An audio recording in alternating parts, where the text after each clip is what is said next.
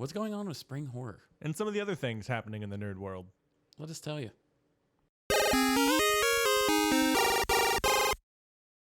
Welcome to the Nerd News Podcast, starring Tyson Cox and Tyler Waltz.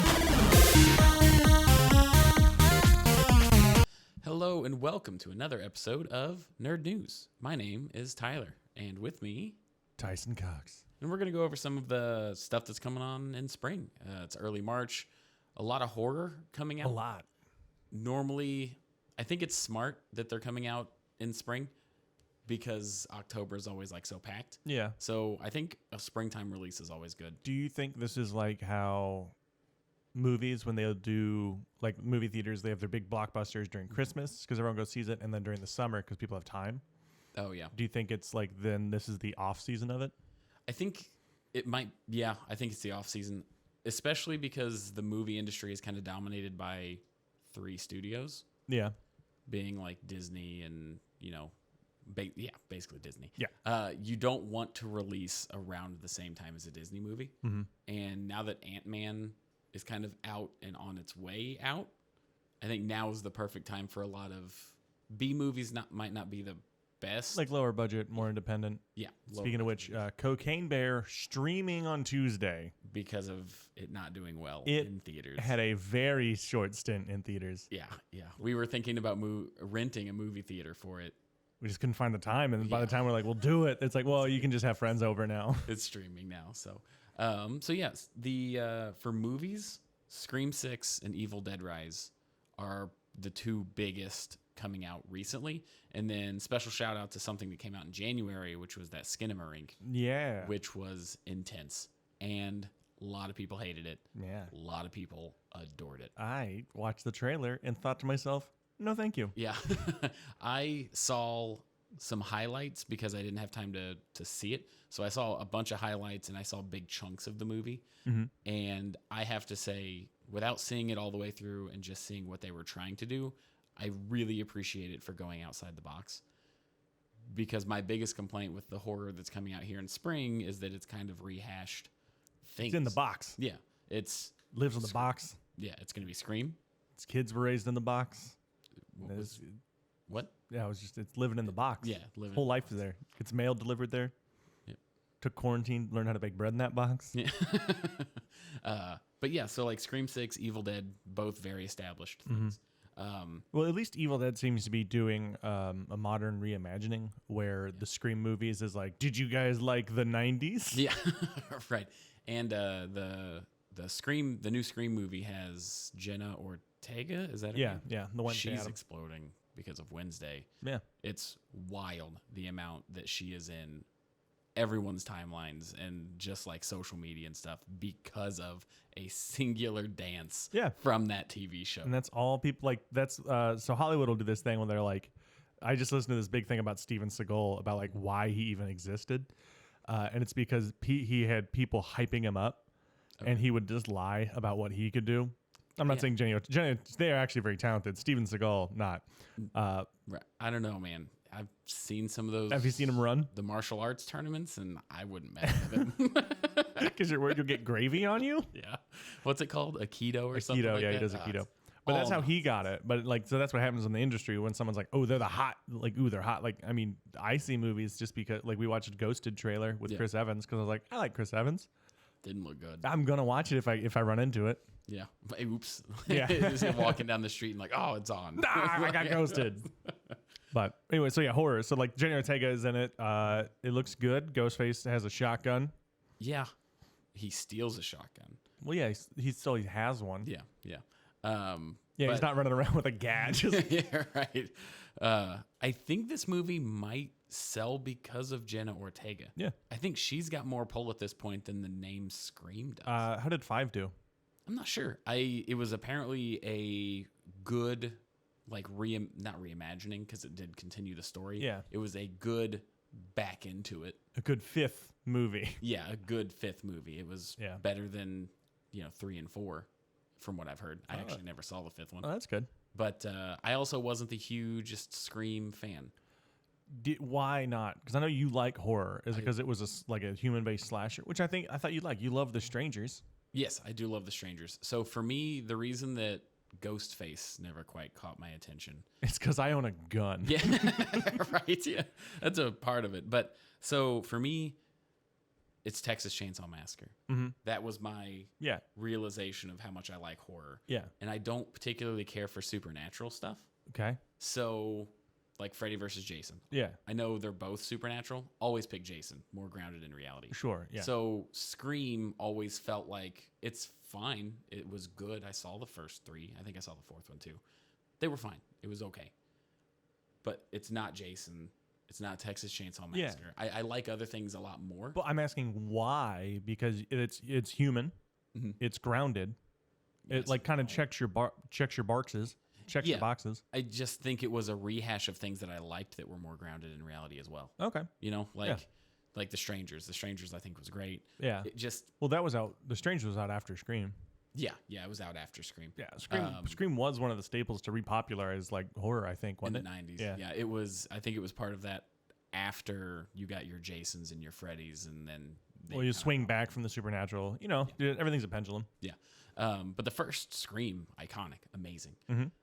Their sequels didn't really capture me. And I love that Matthew Lillard, big nerd. Yeah. Matthew Lillard stole the first movie. Yeah, he did. Like he's just the best part of that movie. He is great. Zero questions about it.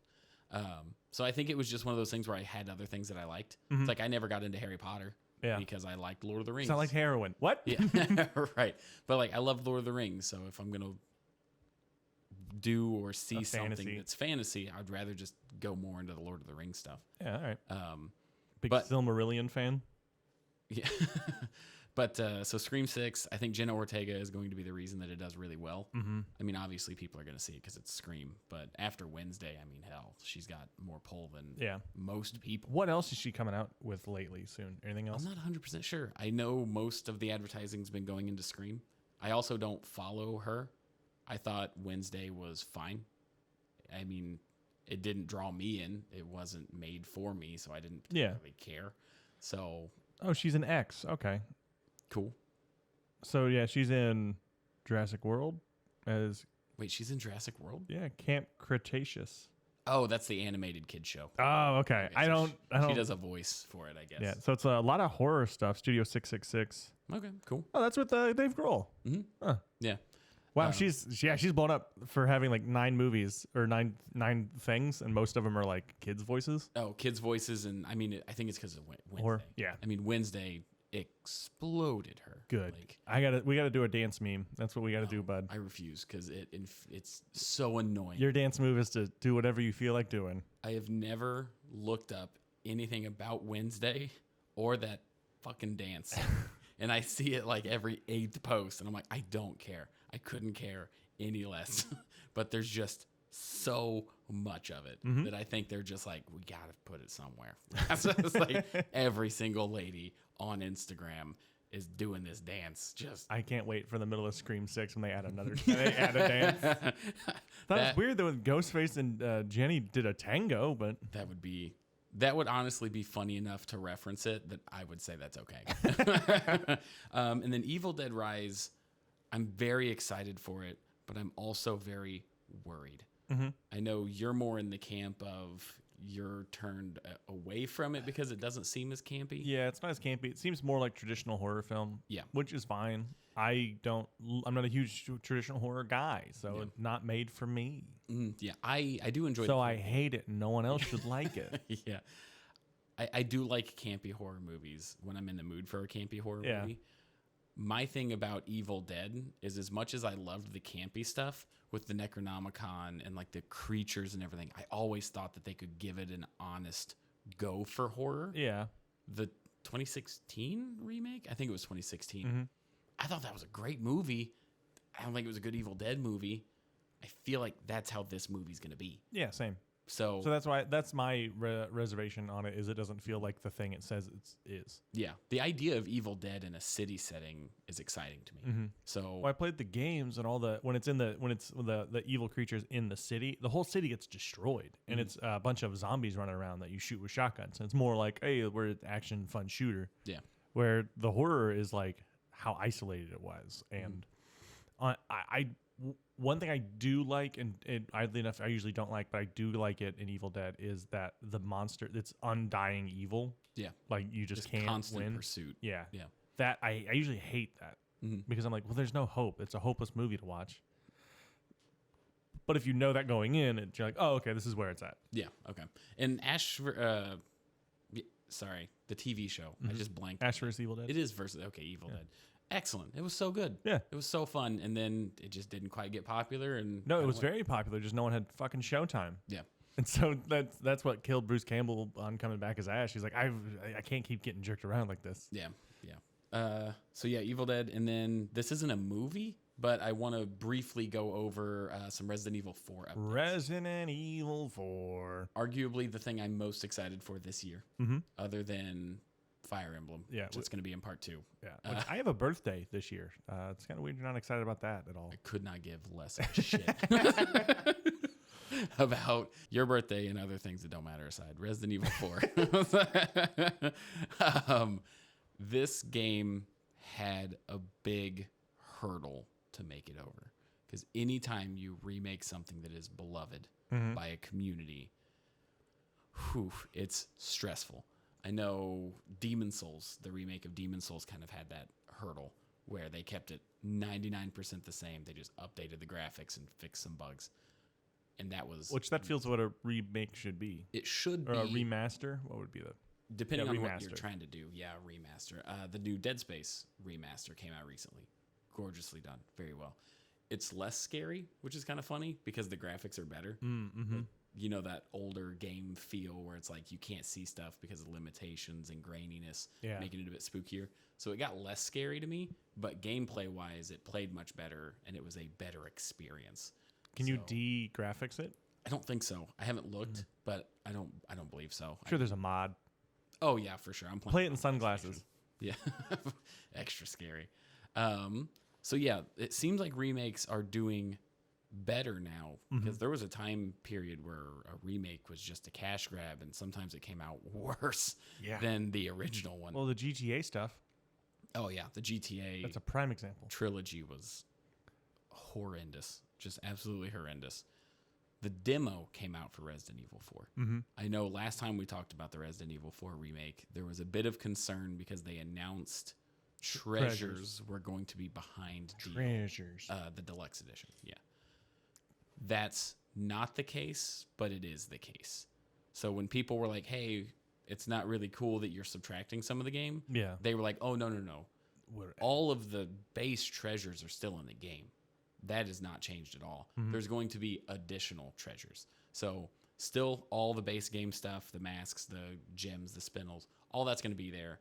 The deluxe edition just adds some extra secrets in there that you can find for extra money. So how long till the game goes on sale so I'll play it? Oh, I don't know. I pre-ordered it. And it's doing the full $70 release? The deluxe edition is $70. It's a cross-platform game, so it's $60. Oh, okay.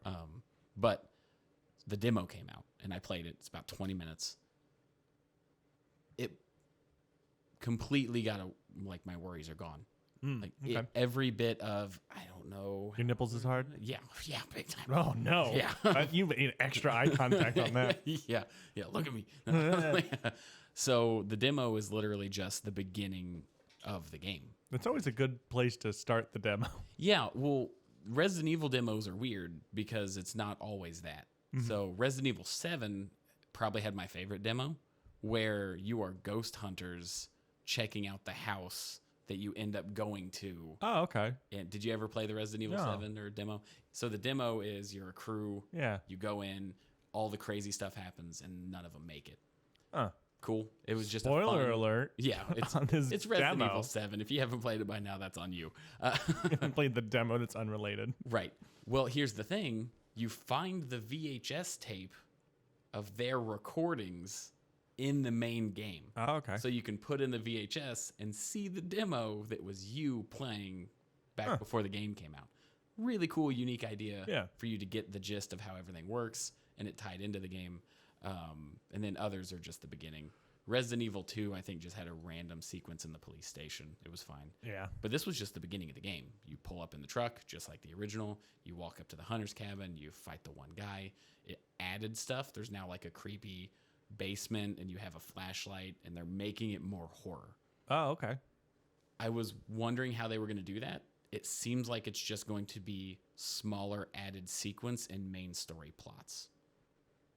Oh, what do you mean? So in the base Resident Evil 4, you pull up in the truck, Mm-hmm. you walk in the house, you just move around, and then there's a little cutscene where you try and talk to a guy, and then he swings at you, you take him out, the house gets bombarded. Oh, okay. And this one, which this is a funny thing that has always been hilarious to me. In the original Resident Evil 4, you were in Spain. Yes. Okay. I would say it's safe to assume that you shouldn't assume that the first person you meet speaks English. Because Leon goes in this man's house, walks in, goes around into his living room where he is, and he goes, "Hey, have you seen this missing girl?" And then he speaks back in Spanish. And he's like, "Hey, have you seen this missing girl?" And then the guy continues to speak Spanish, grabs an axe, and goes after Leon. The whole time Leon's speaking to him in English, that man was defending his Yeah. home. Well, you know, they put subtitles on. It's like, please get out of my house. I don't know who you are. I'll please just get out. Don't make me grab this axe. But so that's just kind of funny. Yeah. In the new one, apparently enough people said something about it because when he walks into the house, he's speaking Spanish to the guy. Oh, And he's like, "Hey, there's a okay. missing girl," and it's all in Spanish. So I was like, that's good. That's All right. a funny thing from 2004 that they didn't think of.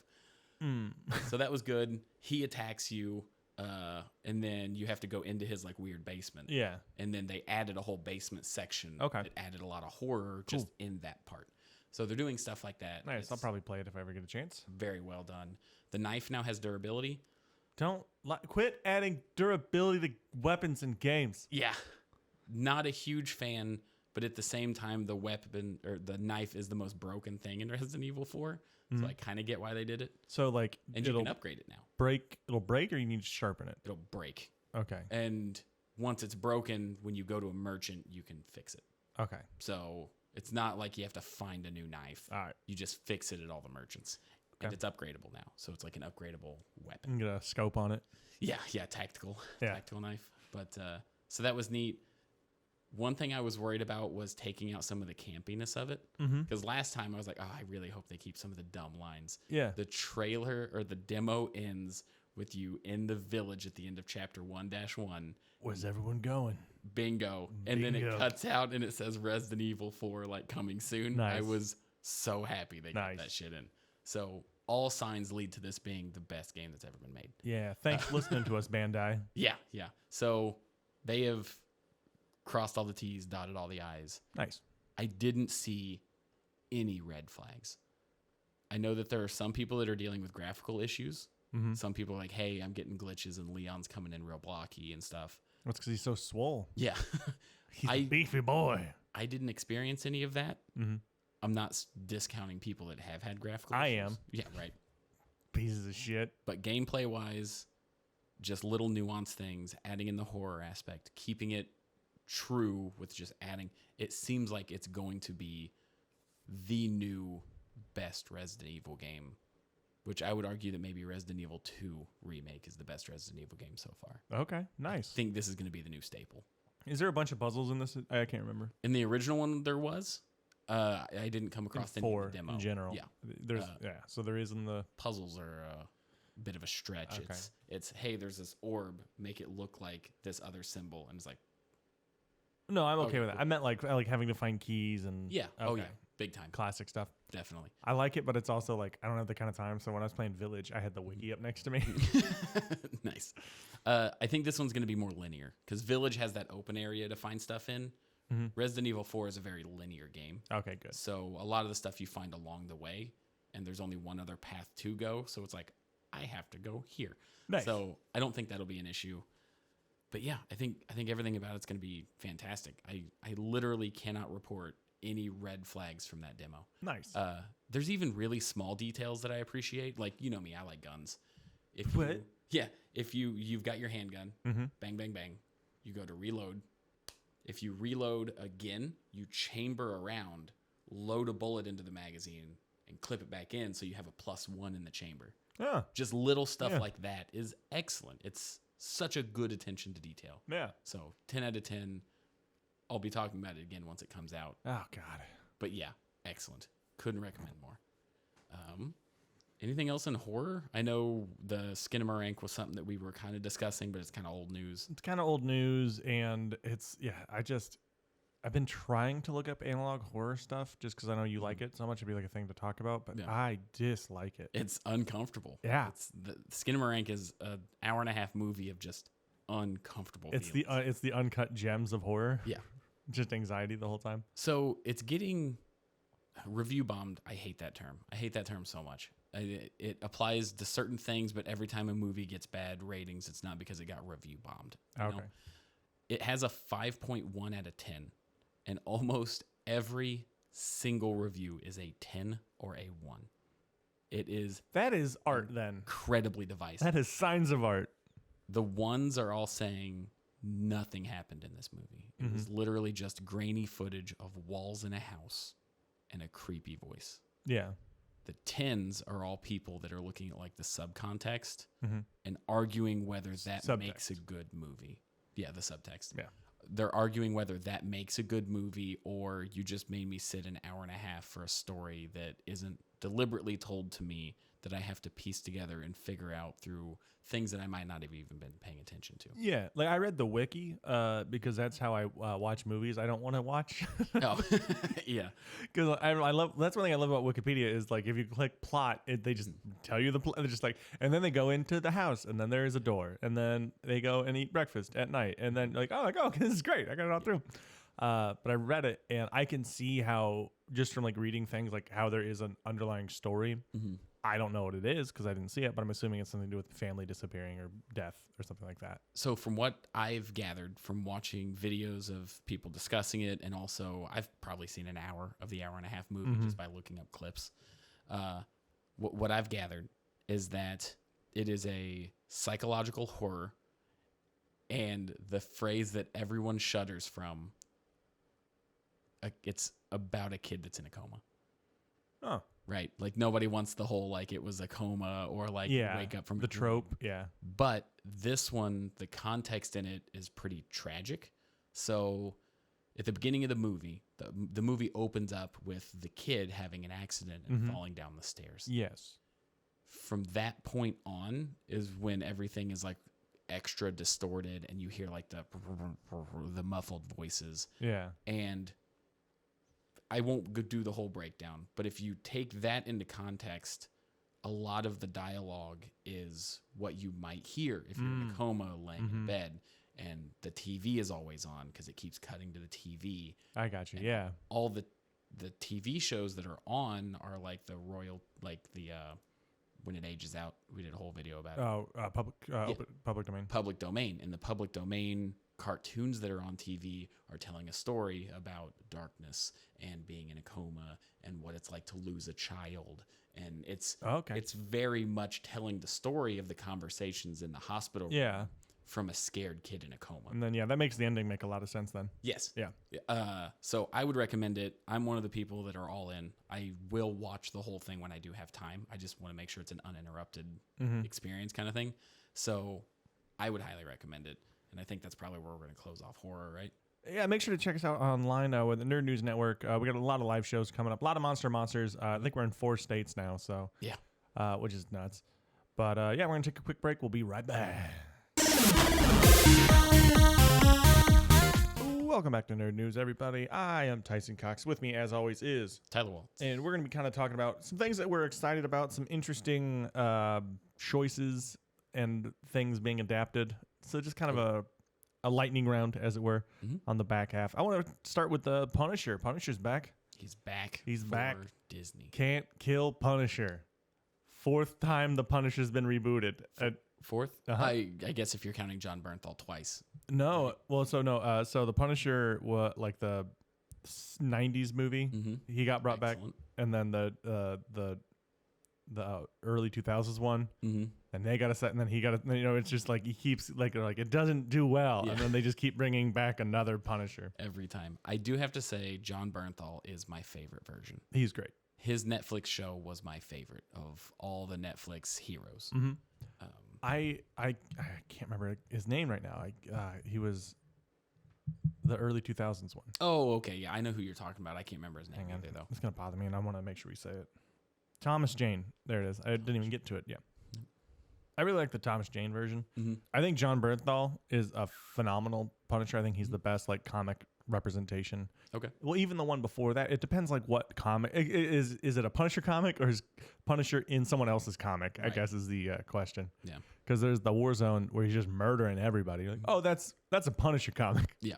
And then the Tom Jane one is like, oh, if Captain America or Spider-Man's near. Yeah. That's the version. And he's got to keep it tight for a little while. Yeah.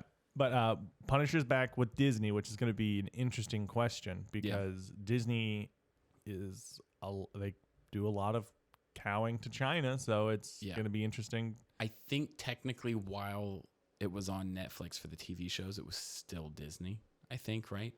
Or was that No. when the acquisition happened, all the shows got canceled? I think it was when the acquisition happened, all the shows got Okay. canceled. I couldn't remember that timeline because it was all real wishy-washy for there. Yeah, but it's going to be interesting with the level of violence that the Punisher is known for. A lot of people were already upset with Daredevil, but I think that's because people were upset with She-Hulk. What do you mean they're upset with Daredevil? Daredevil Like the made an Disney? appearance Oh, okay. in She-Hulk, but people don't know whether to take that seriously because She-Hulk was A, not good, But it's very meta and B, yeah, very fourth wall breaking meta, yeah. just weirdly fit in places. I don't know. Right. So it's hard to make a guess. I'm fairly confident they're going to do it bad. I think that's everyone's worry, and I think if they do it bad, they're gonna lose. I think they're just burning people out now. Yeah. Like you said, they're not gaining any new fans. Because why? Yeah, I have such high hopes for Punisher because his series was probably my favorite. Mm-hmm. Close second, probably Jessica Jones. I thought those two were great. I was disappointed that Luke Cage didn't get a second season. It did get a second season. Third season. Third season. Yeah, same. I agree. The second season was fine. I think they could have went harder. Yeah. It felt kind of milquetoast. Yeah. Which for what it is, it shouldn't be. Yeah. But I think John Bernthal, Punisher, Jessica Jones, I think they had the most potential. Everybody loved Daredevil. Yeah. Daredevil was fantastic. His appearance in Spider-Man was phenomenal. Mm-hmm. Very good. I just don't think Disney's got the balls to do it. They don't. They're not. It's going to be milquetoast. They can't kill anybody. Can't show skulls. Can't show. Yeah, it's Disney does have Disney does have like a list of rules back for animation back in the day. Like I remember reading it a while ago, but it was like you can't decapitate somebody and you can't show some of this, that, the other. But a lot of stuff was on the table still. yeah. But they just don't do it.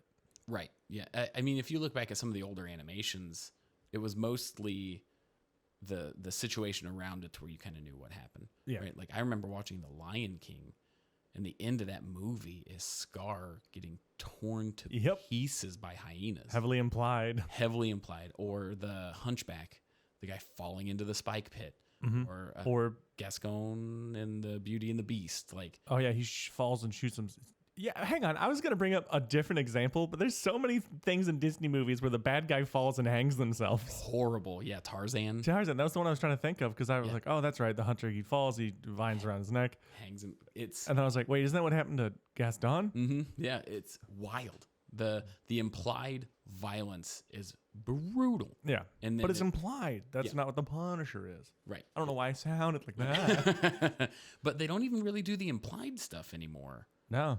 Like the most violent thing that we've seen in a Marvel movie or Disney recently is probably when Thanos gets his head cut off. Yeah.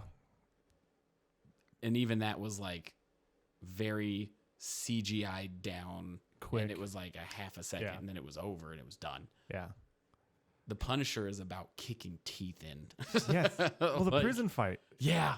Beautiful. Yeah. Amazing. Like he's got blood. There's blood on him. Whose is it? Yep, everyone's. Maybe Everyone's. It's the least his blood. Yeah. That's how you know. That's how Punisher knows he had a good fight. When the amount of blood on him is not his mostly. Right. Yeah. So I don't have high hopes for it. I will probably check it out. This will probably be the thing that gets me to tune back into Disney one time, just for the Punisher. You hear that, Disney? And then I'm back out. Don't goof this up. Yeah, right. If you want my business, If you want him to steal a password, right, to watch the Punisher. if you want him to borrow my password, which is my friend's. Yeah. Anything else you want to cover with Punisher? No, I mean, that's mainly it. He's always been an interesting character because getting the hard R is hard. But I think with whatever they do with Punisher will kind of lead us to see what they'll do with Deadpool. Okay. I know they're not exactly the same, but Right. it's a Disney Plus show. But like a Deadpool will be on there. Yeah. So We'll see. Because the first two Deadpools are great. I yeah, liked them a lot. I would not have ever thought they'd have been on Disney. No. Absolutely not. Other just kind of weird news. There's going to be a Tetris movie. Which I love that. Yeah. Have Just- you seen the trailer? No. It's straight up a Russian mafia, Jason Bourne style Tetris movie. Yes. They just took the What? yeah, they took the story of all the nuances of getting the legal and the legality on the Game Boy and all this and just blew it up to 10. Like there's car wrecks and the mafia. and, like, So Tetris is God, if I remember this correctly, somebody made, I can't remember if it was because Tetris was an allegory for like Russian like communism and like because you got to put the blocks together and you this, that, the other, and eventually it stacks up and topples, or if it was somebody made a really good song about being a communist to the Tetris theme, oh, okay. which that is true. I know that one for a fact. I gotcha. So which I hope that someone just watched this meme video and was like, I got it. But it's supposed to be a glorified retelling of all the legal things and hoops and crazy because they had to deal a lot with the Soviets and stuff like Yeah. that. It's a glorified version of all of that. So that's might be good, might not. I don't really give a shit. Yeah, I think it's going to be funny. Yeah, I'll I hope so. probably see it just to see. Is it a comedy? Yeah. Okay, Yeah, good. it's very clearly action comedy. Yeah, I'm style. I'm just over all the like the Nike movie coming out. Like we're supposed to give a shit about Nike Yeah. Air. Oh no, the $1 billion company. Yeah. How'd they get their start? Child labor.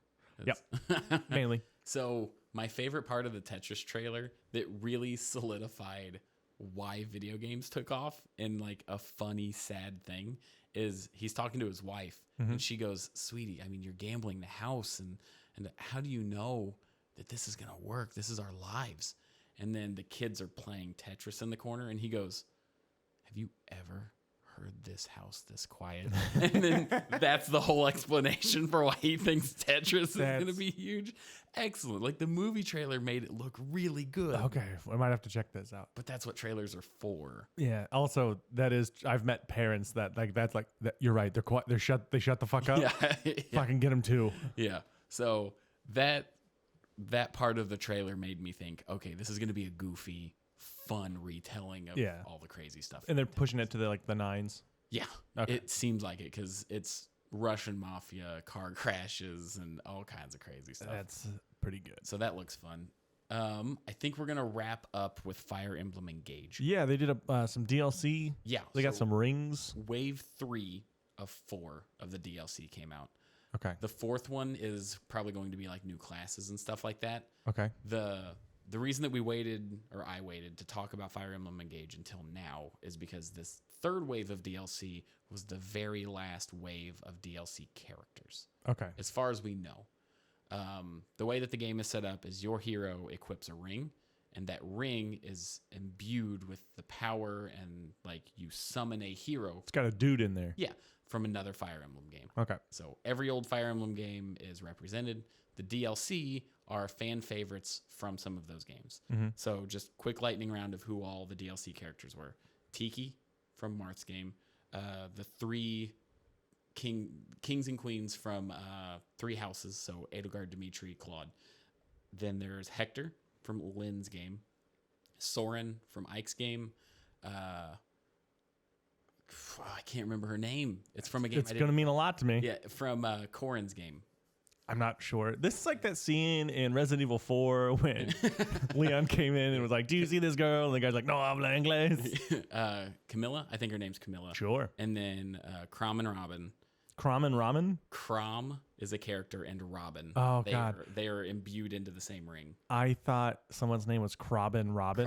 No. I'm like, that is amazing. I'm in. I'm back. No, and then the last one was Veronica, which was a bit of a controversial inclusion because she is exclusive to the mobile game. Okay. So a lot of people didn't know her. She has a really cool mechanic. The debate right now, which happens with every Fire Emblem game, is the maddening difficulty. It is a debate as old as time. Is it too difficult? Not difficult enough? It's more about how the emblems affect it. So the game, there's 12 emblems. Okay. Right? So the debate right now is, did you beat maddening if you beat it with the DLC? Oh. And that is a debate in every game because the DLC is good. You paid extra for it. Uh-huh. Tiki is completely broken. All of them have something about them that is just a base game thing on steroids or multiple people combined into one really good thing. Oh, okay. Right? So like Ike, if I want a defensive character, I'm going to get Ike. If I want a powerhouse, I'm going to get Roy. Roy, yeah. No, not Crom and Robin. Hector, one of the DLC ones, is basically those two combined to make a character incredibly defense and incredibly attack. Oh, okay. So the debate online is always like, yeah, I beat it pre-DLC and up above. I kind of agree with that when I did play it through. But also, if you don't want to do that, you don't have to play with the DLC. Yeah. So shitting on somebody. Or you could just let people do what makes them happy. Exactly. It takes nothing away from you. That is my stance. Because I'm on the Fire Emblem subreddit just being like, hey, I thought this strategy was neat and this character was cool and this combination was something I didn't think of that was neat. And every single time somebody's like, yeah, chapter 14, blah, blah, blah, I was really struggling, but Hector's ring really pulled me through. And then inevitably the next comment is like, well, I mean, if you had to use Hector to get through it, should you even be playing this difficulty, bro? So I love nerds, but quit being bad nerds. Yeah, like it's like the whole yuck somebody's yum. I love that saying. Yeah, you have a really hard time, scream at your TV for hours, and then at the end of the day you can be like, I did it. Right. I'm real cool. I don't give a shit. Yeah. Nobody gives a shit. God, if anything, so I watched that, and this is not to yuck a yum, but it's like I watched that and I go, did you have fun? Yeah. Like I would rather be Hector and just shit stomp stuff. Now, with that being said, you're a failure if you use Hector. Yeah, right. Like, oh. I am also the person that challenges themselves to make it harder. Yeah. Like I did the 3 Houses run with none of the DLC and this and that on the storylines, and I'm trying it on this one and I'm most of the way through and I'm going to beat it. I figured it out. Yeah.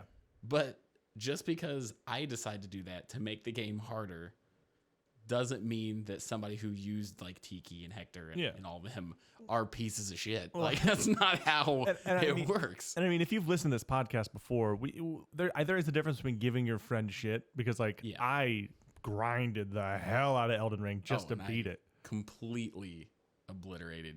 Like just joking with you, being like, well, you're not good at the game. And I know I'm not. That's the thing. But yeah. But Fire Emblem is doing good. Yeah, so I very much enjoy the DLC. I think how they did this DLC and 3 Houses DLC, maybe not gold standard. That might not be the best way to put it. Mm-hmm. But the way that they've done it is, for example, Tiki. Yeah. It's a whole separate island. There's the base game, and then you load up on a boat. I regret asking if it was good. You go to an island. Well, I think it's important because a lot of games, it's literally like Super Smash Brothers. Mm-hmm. I love Super Smash Brothers, but I'm going to pay $5 for a character in a roster that's huge. Yeah. I'm just getting a character.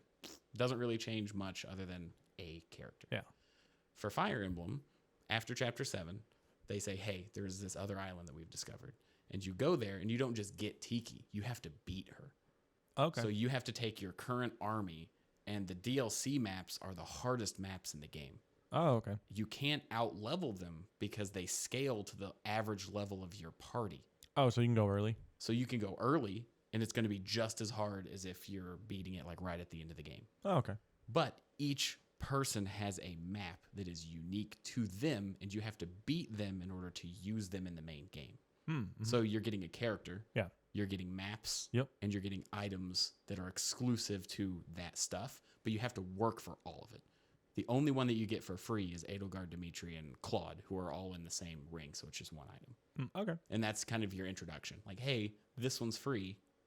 Go get the rest of them. Yeah. They're also arguably the worst of all of them, just because, They're free. well, they're not. It's a taste. They're not bad, but they're not like this is going to change the game. Yeah, they're not like the higher tier. Like Tiki doubles the amount of rewards you get from leveling up. That means that character is unbeatable after you equip them with Tiki.